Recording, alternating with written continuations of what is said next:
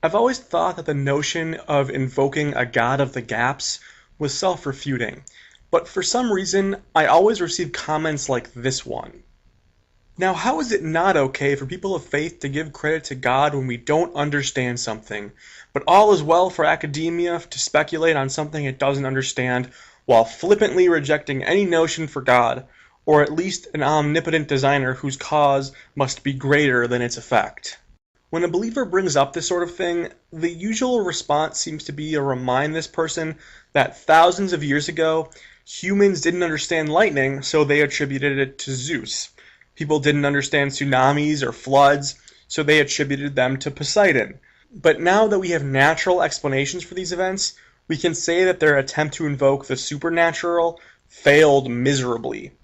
But this still doesn't address why simply posing God as a possible explanation is considered to be weak. So here's an example that I use a lot.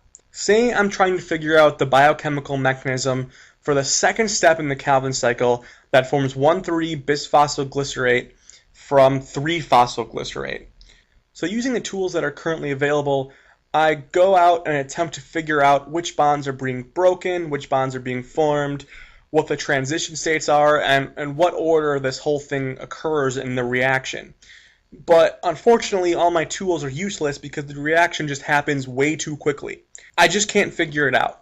So then I decide to write a paper stating that maybe there is an undetectable, intelligent, omnipotent, and omnipresent being that happens to intervene every time this reaction occurs. Now, any reasonable person reading this paper, even the most ardent theist, would probably tell me that this is a poor hypothesis.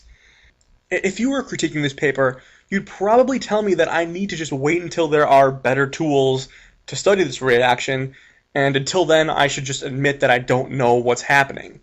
And not only does this whole God hypothesis tell us very little about what actually happens and how it actually happens, but it makes the very huge assumption that the supernatural is intervening when there's no evidence that one does intervene anywhere else in biochemistry or even anywhere else in any other scientific field.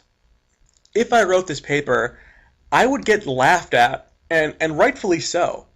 On the other hand, if I speculate based on evidence that's currently known, then that would be reasonable. For example, if I found a similar reaction where the mechanism was known, and then I attempted to explain my reaction based on that mechanism, that would be a whole lot more reasonable than just assuming that there's a God who intervenes.